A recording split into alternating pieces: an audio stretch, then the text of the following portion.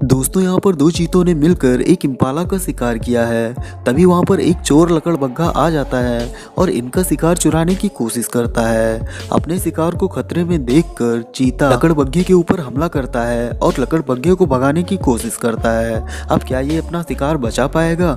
Video में आगे बढ़ने से पहले कृपया वीडियो को लाइक करके चैनल को सब्सक्राइब कर दीजिए। दोस्तों थोड़ी देर चली लड़ाई के बाद लकड़बग्घे का दोस्त भी वहां आ जाता है और अब लड़ाई बराबर की थी। दोस्तों दो चीते मिलकर लकड़बग्घों का सामना नहीं कर पाए, इसीलिए वो अपना शिकार छोड़कर भाग गए और लकड़बग्घों ने शिकार उड़ा दिया।